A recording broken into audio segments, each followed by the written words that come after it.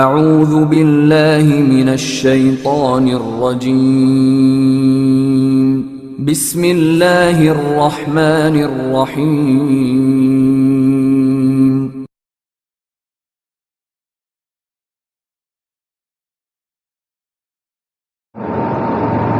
يا أيها الذين آمنوا اتقوا الله حق تقاته ولا تموتن إلا وأنتم مسلمون أما بعد فإن خير الحديث كتاب الله وخير الهدي هدي محمد صلى الله عليه وسلم وشر الأمور محدثاتها وكل محدثة بدعة وكل بدعة ضلالة وكل ضلالة في النار.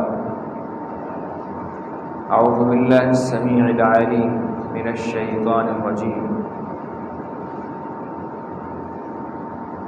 بسم الله الرحمن الرحيم.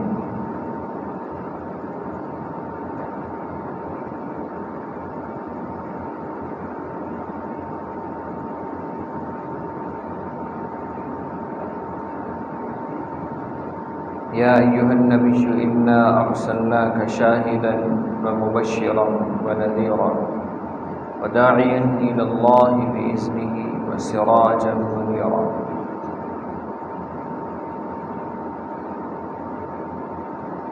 اللہ رب العزت نے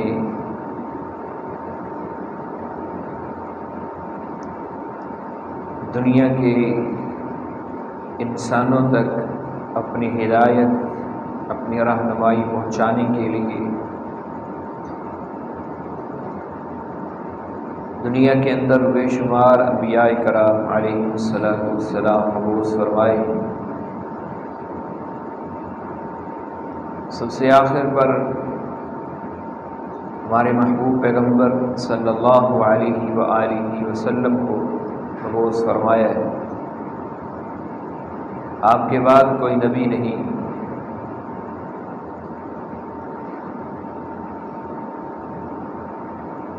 عقیدہ رسالت کو سمجھنا انتہائی ضروری ہے، کیونکہ ہمارا ایمان ہے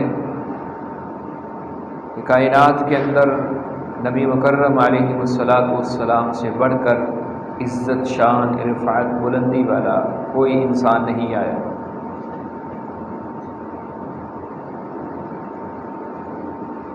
اور آپ کی محبت کے بغیر انسان جتنے مرضی اعمال کر لے وہ جنت اس کو نہیں مل سکتی. آپ کی اتباع اور آپ کی محبت، یہ دونوں چیزیں ضروری ہیں.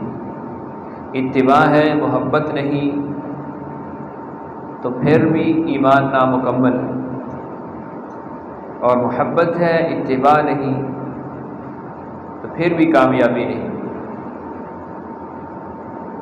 دونوں چیزیں انتہائی ضروری ہیں. اب محبت کس طرح کرنی ہے؟ جس طرح اتباع کا طریقہ قرآن نے بتا دیا، رسول مکرم علیہ السلام نے اپنی احادیث کے اندر بتا دیا ہے، اسی طرح محبت کا طریقہ بھی اللہ رب العزت نے بتایا ہے.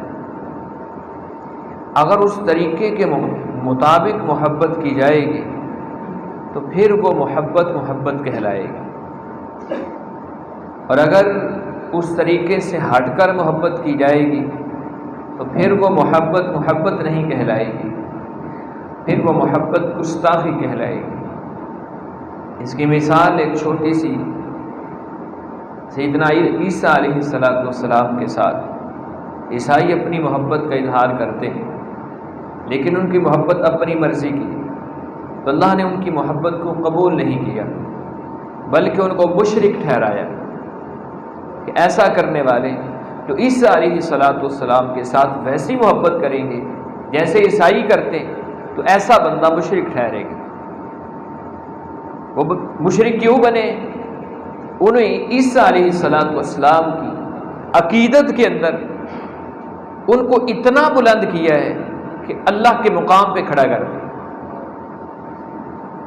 تو یہ عیسیٰ علیہ السلام کی بھی گستاخی ٹھہری اور اللہ کی بھی گستاخی ٹھہری.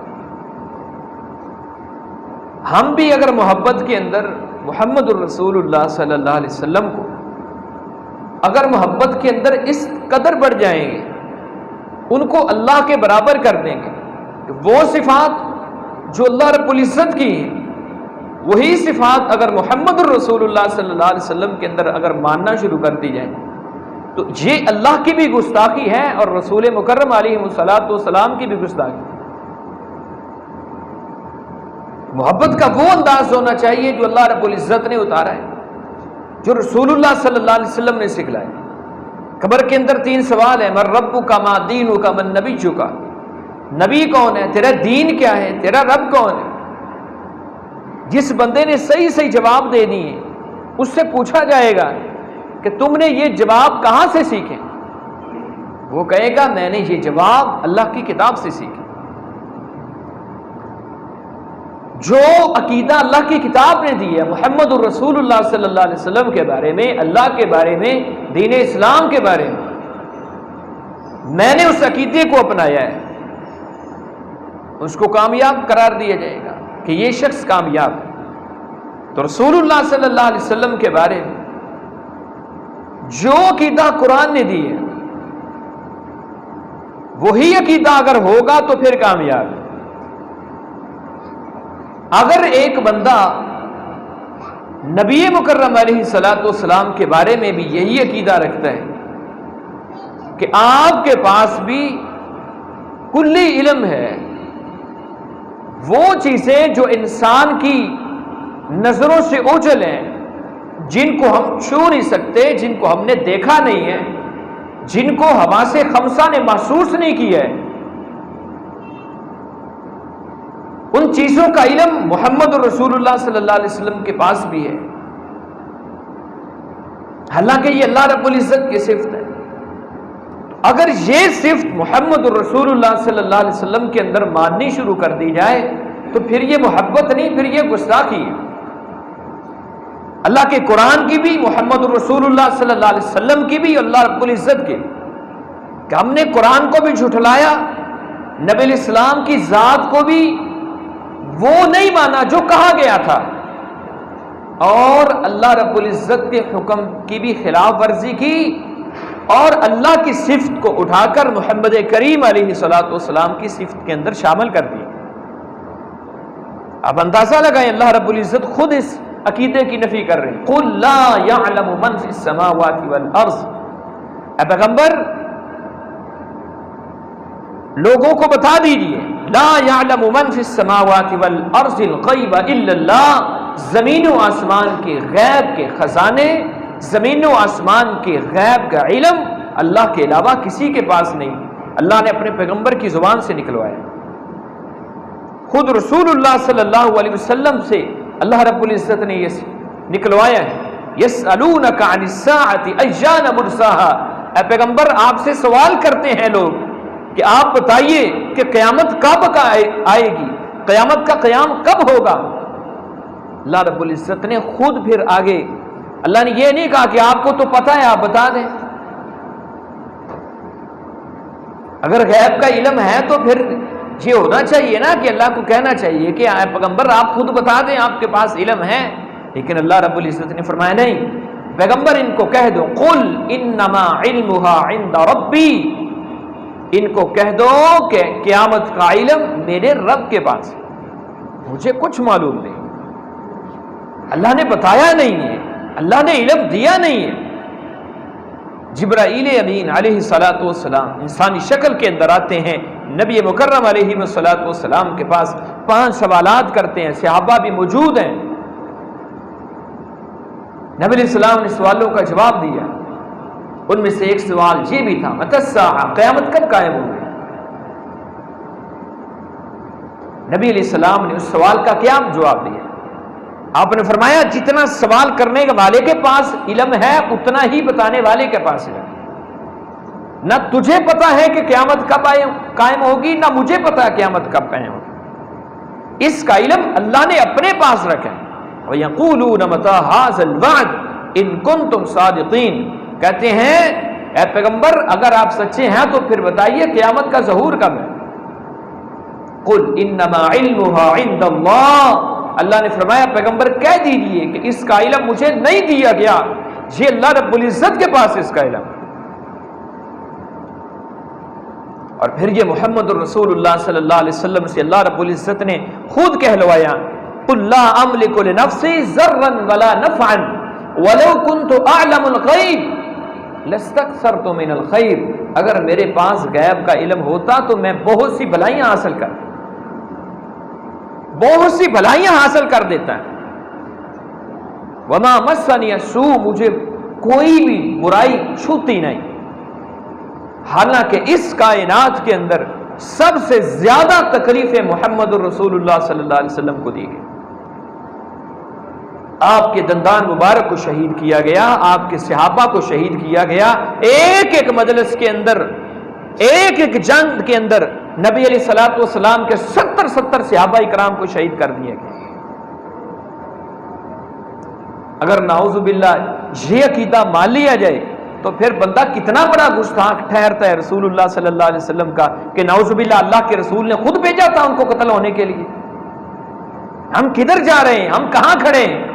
کوئی سوال کرنے والا نہیں کہ مولوی صاحب یہ جو تمہیں ہمیں عقیدہ دے رہے ہو کہ اللہ کے رسول صلی اللہ علیہ وسلم کے 70 صحابہ کرام کو دھوکے کے ساتھ شہید کر دیا گیا ہے، قوم نے بلایا تھا کہ ہمیں دین سکھائیں، وہاں دھوکے کے ساتھ شہید کر دیے گئے۔ اللہ کے رسول صلی اللہ علیہ وسلم 1 مہینہ تک مصلی امامت پہ کھڑے ہو کر ان کے لیے بد دعائیں کرتے رہے ہیں جنہوں نے ان کو شہید کیا ہے۔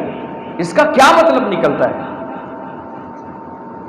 مولوی صاحب سے کوئی تو سوال کرنے والا ہو، صرف سبحان اللہ نہیں، صرف ماشاء اللہ نہیں، خطیب کے سامنے بیٹھے، عالم کے سامنے بیٹھے، تو پھر اگر کوئی بات غلط کرتا ہے تو کچھ باتیں عقل و فہم سے بھی کام لینی چاہیے کہ آپ یہ ہمیں جو عقیدہ دے رہے ہیں رسول مکرم علیہ الصلوۃ والسلام کے بارے میں، حدیبیہ کا مقام ہے، رسول اللہ صلی اللہ علیہ وسلم کے 1400 صحابہ کرام کھڑے ہیں، اللہ کے رسول صلی اللہ علیہ وسلم نے مذاکرات کے لیے سیدنا عثمان غنی رضی اللہ تعالیٰ عنہ کو بھیجا ہے، خبر پھیل گئی کہ عثمان کو شہید کر دیا گیا۔ اللہ کے رسول صلی اللہ علیہ وسلم نے وہاں پر بیعت لی ہے، آؤ ہم عثمان کے خون کا بدلہ لیے بغیر واپس نہیں جائیں گے۔ حالانکہ اگر یہ عقیدہ مانا جائے تو پھر تو نبی کو پتا ہونا چاہیے کہ آپ کے صحابی کو شہید کیا ہی نہیں گیا۔ چند میلوں کے فاصلے کے اوپر، تھوڑے سے فاصلے کے اوپر اللہ کے پیغمبر کے صحابی زندہ ہیں، لیکن اس کے باوجود رسول اللہ صلی اللہ علیہ وسلم کو علم نہیں ہے۔ آپ صحابہ سے بیعت لے رہے کہ میرے ہاتھوں کے اوپر بیعت کرو کہ ہم عثمان کے خون کا بدلہ لیے بغیر واپس نہیں جائیں گے۔ پھر آگے بڑھیے، نبی علیہ الصلوۃ والسلام کی پیاری بیوی سیدہ عائشہ رضی اللہ تعالی عنہا کے اوپر تہمتیں لگیں۔ کس کس واقعے کو جھٹلاؤ گے؟ کس کس واقعے کو جھٹلاؤ گے؟ آپ کی بیوی کے اوپر تہمت لگی ہے، آپ کوچ کر گئے ہیں، قافلے کے اندر آپ کی بیوی عائشہ رضی اللہ تعالی عنہا موجود نہیں ہے۔ کتنا فاصلہ تھا، اسی مجلس کے اندر، اسی قافلے کے اندر محبوب پیغمبر موجود ہیں، آپ کی بیوی موجود نہیں ہے، قافلہ چلا گیا، اللہ کے پیغمبر کو نہیں پتا چلا۔ پھر 1 مہینہ تک رسول اللہ صلی اللہ علیہ وسلم خود بھی پریشان رہے ہیں، سارے صحابہ پریشان ہیں، آپ کے گھر والے پریشان ہیں۔ وہ عائشہ رضی اللہ تعالی عنہا جس کے ساتھ اس قدر محبت اور پیار تھا، کائنات کے اندر آپ سے سوال کیا گیا، اللہ کے رسول آپ کو سب سے زیادہ محبت کس سے ہے؟ فرمایا عائشہ سے۔ اگر پھر پتا تھا تو نعوذ باللہ جان بوجھ کر پریشان کر رہے تھے۔ ہم کدھر جا رہے ہیں؟ کون سا عقیدہ سکھایا جا رہا ہے؟ اور اگر اس عقیدے کو مان لیا جائے کہ اللہ کے رسول صلی اللہ علیہ وسلم کے پاس تمام علم تھا تو پھر تو وحی کا بھی انکار ہے، وحی کی بھی ضرورت نہیں۔ جس کے پاس ہر چیز کا علم ہے، ہر چیز کا علم، پھر اس کو وحی کی کس قدر ضرورت ہو سکتی ہے؟ وحی تو اس کے پاس آتی ہے جس کے پاس علم نہیں ہے۔ رسول اللہ صلی اللہ علیہ وسلم کے پاس مشرکین 3 سوالات لے کر آئے، 3 سوالات لے کر آئے، اٹھائے قرآن مجید کو، فہم تو سیکھیے قرآن کا، فہم تو سیکھیے حدیث رسول کا کہ عقیدہ کون سا دیتا ہے قرآن مجید، عقیدہ کون سا دیتا ہے محمد رسول اللہ صلی اللہ علیہ وسلم۔ آپ صلی اللہ علیہ وسلم کے پاس مشرکین مکہ آئے، 3 سوالات کیے، 3 سوالات۔ نبی علیہ السلام نے فرمایا میں تمہیں کل بتاؤں، انشاءاللہ نہیں کہا۔ اللہ رب العزت نے وحی کو روک لیا، 40 دن تک وحی رکی رہی ہے۔ وہ روزانہ آتے ہیں، سوال کرتے ہیں، نبی علیہ السلام پریشان ہیں کہ وحی کیوں نہیں آ رہی، جبرائیل نہیں آ رہے۔ پھر جب وحی کا آغاز ہوا تو پھر اللہ رب العزت نے سب سے پہلے آیات کون سی اتاری؟ وَلَا تَقُولَنَّ لِشَيْءٍ إِنِّي فَاعِلٌ ذَلِكَ غَدًا إِلَّا أَن يَشَاءَ اللَّهُ۔ اے پیغمبر آپ مت کہیے کہ میں کل کروں گا، آپ کے پاس اختیار ہی کوئی نہیں۔ آپ نے کہا تھا میں بتاؤں گا کل، اللہ رب العزت کا نام نہیں آیا، اللہ نے وحی کو روک لیے، اللہ نے وحی کو روک لیے۔ کیوں روکے؟ اللہ رب العزت کو پتا تھا کہ 1400 سال بعد ایسے لوگ پیدا ہوں گے جو کہیں گے کہ اللہ کے رسول کے پاس کلی علم تھا، ہر چیز کا علم تھا، آپ عالم الغیب تھے۔ اللہ رب العزت نے وحی کو روکا ہے کہ بتایا ہے کہ اللہ اگر میرے پیغمبر نے میرا نام نہیں لیا، اللہ کے حکم کے ساتھ نہیں بتاؤں گا، پھر اپنی طرف سے نہیں بتا سکے، اللہ کی طرف سے وحی آئی ہے تو پھر بتایا گیا۔ تو یہ عقیدہ، یہ منصب اللہ رب العزت کا ہے کہ وہ چیزیں جن کو حواس خمسہ محسوس نہیں کر سکتے، اس کا علم اللہ رب العزت نے کسی کو نہیں دیا، وہ اللہ رب العزت کے پاس ہے،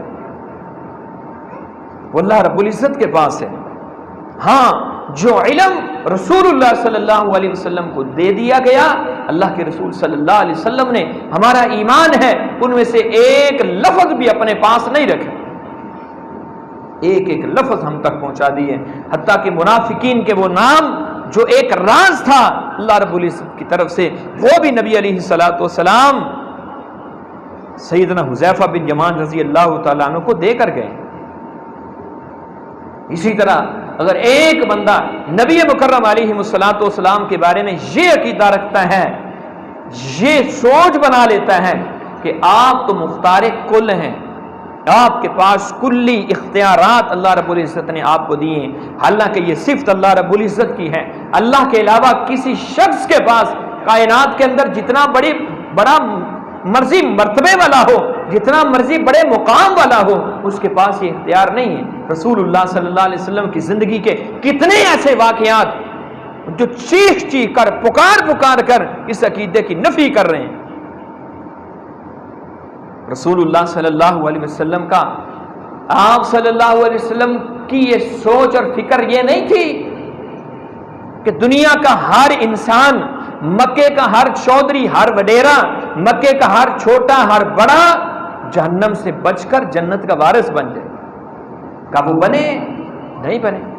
اللہ کے رسول صلی اللہ علیہ وسلم نے کتنی محنتیں کی، ابو جہل کے دروازے کے اوپر، عتبہ شیبہ کے دروازے کے اوپر، ابو لہب کے دروازے کے اوپر کتنی مرتبہ گئے، حتیٰ کہ ان ظالموں نے کہا کہ ہم اس وقت آپ کی بات کو سنیں گے کہ جب آپ کے پاس یہ غریب صحابہ کرام نہیں ہیں۔ آپ صلی اللہ علیہ وسلم نے کہا چلو کسی طریقے سے آؤ صحیح۔ کون سے جتن نبی علیہ السلام نے نہیں لگائے۔ آپ صلی اللہ علیہ وسلم ان امیر زادوں کو سمجھا رہے ہیں، اتنے میں آپ کا نابینا صحابی آئے، عبس عبداللہ بن ام مکتوم رضی اللہ تعالیٰ عنہ۔ اللہ رب العزت نے انہوں نے جب آئے قرآن مجید کی ایک آیت پوچھی، آیت سیکھنے کی کوشش کی ہے، اللہ کے رسول صلی اللہ علیہ وسلم نے غصے کا اظہار کیا کہ یہ میرے پاس اب کیوں آئے ہیں جبکہ میں امیر لوگوں کے پاس بیٹھا ہوا ہوں، جب میں ان وڈیروں اور چودھریوں کے پاس بیٹھا ہوا ہوں۔ اللہ رب العزت نے اپنا انداز بدل لیا، عبس وتولى ان جاءه الاعمى وما يدريك لعله يزكى او يذكر فتنفعه الذكرى۔ آپ کے ذکر کا ان کو کوئی نفع نہیں دے گا۔ جو آپ کے پاس آگے ہیں پیغمبر، ان کا خیال رکھیے، ان سے دور نہ ہٹیے۔ اللہ کے رسول صلی اللہ علیہ وسلم ساری زندگی اپنے چچا کو سمجھاتے رہے کہ میرے چچا کلمہ پڑھ لو. وہ چچا جس نے ساری زندگی آپ کے ساتھ مارے کھائی ہیں، مکے والوں کی دشمنیاں مول لی ہیں، آپ کے ساتھ شیب ابی طالب کے اندر 3 سال تک محصور رہے ہیں، کھانا بھی روک دیا گیا، پانی بھی روک دیا گیا. تو حالت یہ تھی صحابہ کرام اور آپ کے خاندان کے لوگ چمڑا چوس چوس کر گزارا کرتے رہے ہیں، کھجوروں کی گٹھلیاں چوس چوس کر گزارا کرتے رہے ہیں. اس کے باوجود آپ کے چچا کا آخری وقت ہے. اب حدیث کو اٹھا کر دیکھیں، قرآن مجید کی آیات کو اٹھا کر دیکھیں. اللہ کے رسول کہہ رہے ہیں چچا کا آخری وقت ہے، میرے چچا کلمہ پڑھ لو، کلمہ پڑھ لو، قیامت کے دن آپ کا سفارشی بن جاؤں گا. وہاں بیٹھے ہوئے تھے وہ لوگ بھی، ابو جہل، عتبہ، شیبہ، ابو لہب، کہنے لگے ابو طالب جاتے ہوئے باپ دادا کے دین سے انحراف نہ کرنا. وہ یہی کہتا ہوا اس دنیا سے رخصت ہو گیا، یہی کہتا ہوا کہ میں اپنے خاندان کے، اپنے معاشرے، کنبے، قبیلے والوں کے طعنوں کو برداشت نہیں کر سکتا، میں اپنے باپ دادا کے دین کے اوپر بڑھ رہا ہوں. رسول اللہ صلی اللہ علیہ وسلم روتے ہوئے واپس جا رہے ہیں. اللہ رب العزت نے آیات اتاری ہیں، انک لا تہدی من احببت ولکن اللہ یہدی من یشاء. اے پیغمبر ہم نے آپ کو مختار کل نہیں بنایا ہے، آپ کے پاس ہدایت نہیں ہے، ہدایت اللہ رب العزت کے پاس ہے. وہ جس کو چاہے دے، جس کو چاہے نہ دے. یہ اس کی عطا ہے، یہ اس کی مہربانی ہے، یہ اس کا فضل ہے، یہ اس کی رحمت ہے. جس کو وہ ہدایت دے دے یہ اس کی عطا ہے. عبداللہ بن ابی منافق کے بارے میں ہم نے نہیں سنا ہوا رسول اللہ صلی اللہ علیہ وسلم سے؟ کوئی تو سوال کرنے والا ہو نا ان سے، کوئی تو سوال کرنے والا ہو. والد صاحب کون سا عقیدہ دے کر جا رہے ہو؟ اللہ کے رسول صلی اللہ علیہ وسلم نے عبداللہ بن ابی منافق کے گلے میں قمیض بھی پہنایا ہے، اس کا منہ میں لعاب بھی ڈالا ہے، اس کا جنازہ بھی پڑھایا ہے. لیکن اس کے باوجود اللہ رب العزت کی طرف سے آرڈر ہوا ہے استغفر لهم ام لم او لا تستغفر لهم ان تستغفر لهم 70 مرة فلن يغفر الله لهم.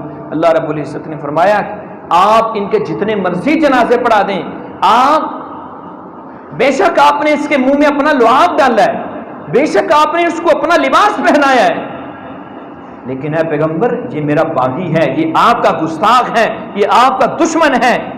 ان تستغفر لهم 70 مرة، اے پیغمبر آپ اس کا 70 مرتبہ بھی جنازہ پڑھائیں، میں رب اس کو معاف کرنے والا نہیں. اللہ کو کون پوچھنے والا ہے؟ یہ اللہ رب العزت کی صفت ہے، وہ جو چاہے کرے، وہ جب چاہے کرے، اس کو کوئی روکنے والا نہیں. محمد الرسول اللہ صلی اللہ علیہ وسلم کی یہ صفت نہیں ہے. مقام و مرتبہ بہت زیادہ ہے، رفعت، شان، بلندی بہت زیادہ ہے. اسی طرح اللہ رب العزت نور ہے، اور کائنات کے اندر آنے والا ہر انسان اس کو اللہ رب العزت نے پیغمبر کو بشر بنایا ہے. ہر پیغمبر کو. یہ تو مشرکین مکہ کہا کرتے تھے، یہ تو ہر دور کے مشرک نے کہا ہے، ہر دور کے کافر نے کہا ہے کہ کیا یہ بھی پیغمبر ہے جو ہماری طرح چلتے ہیں؟ وَقَالُوا مَا لِهَذَا الرَّسُولِ يَأْكُلُ الطَّعَامَ وَيَمْشِي فِي الْأَسْوَاقِ. یہ کیسا پیغمبر ہے؟ ہماری طرح بازاروں میں چلتا ہے اور ہماری طرح کھانا کھاتا ہے. یہ کیسا پیغمبر ہے؟ یہی بات اگر مسلمان بھی کہنا شروع کر دے، یہ تو مشرکین مکہ کا عقیدہ تھا کہ بشر رسول نہیں ہو سکتا. یہ تو نوح علیہ السلام کی قوم کا عقیدہ تھا، ابراہیم علیہ السلام کی قوم کا عقیدہ تھا. آپ پڑھیے تو صحیح قرآن مجید، آپ سیکھیے تو صحیح قرآن مجید. عقیدہ وہ لیجئے جو قرآن نے دیا ہے، عقیدہ وہ لیجئے جو رسول اللہ صلی اللہ علیہ وسلم نے اپنے فرامین میں دیا ہے. اللہ رب العزت نے قرآن مجید کے اندر بے شمار جگہ پر اللہ کے رسول صلی اللہ علیہ وسلم کی ذات کا تعارف کروایا ہے. اور کہا ہے پیغمبر آپ خود کہیے اپنی زبان سے انما انا بشر مثلکم، سورۃ الکہف کی آخری آیت.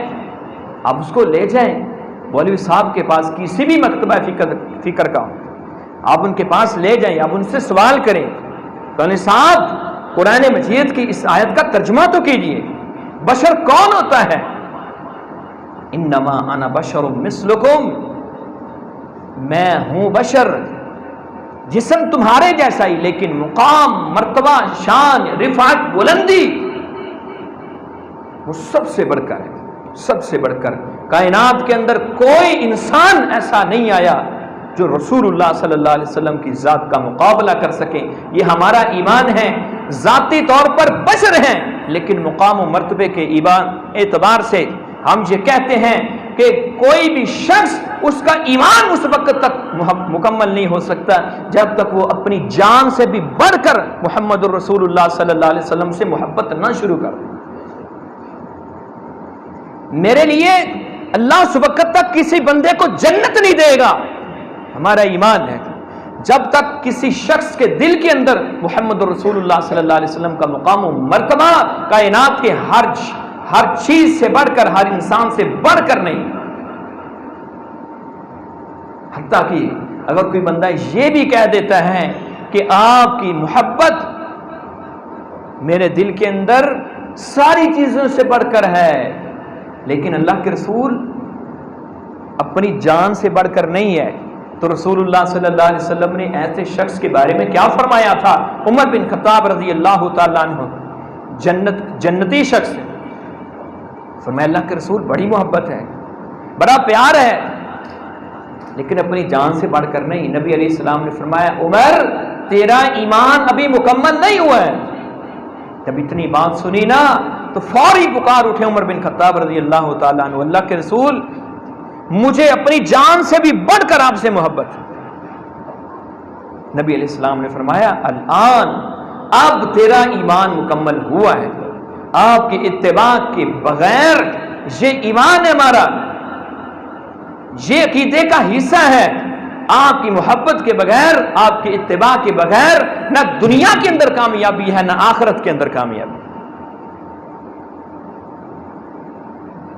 یہ عقیدہ ہے قرآن مجید کا، یہ عقیدہ ہے رسول اللہ صلی اللہ علیہ وسلم کے بارے میں. اللہ کے بندوں غلو سے بچیں. غلو کیا ہے؟ اللہ رب العزت نے جس کو جس مقام پر رکھا ہے، جس مقام پر رکھا ہے اس کو اسی مقام پر رکھیں. تمہارے معاشرے کے اندر یہ اشعار نہیں پڑھے جاتے، نعت خواہ نہیں پڑھتا، سننے والے واہ واہ نہیں کرتے، سننے والے سبحان اللہ نہیں کہتے. نعت کے اشعار کیا ہیں؟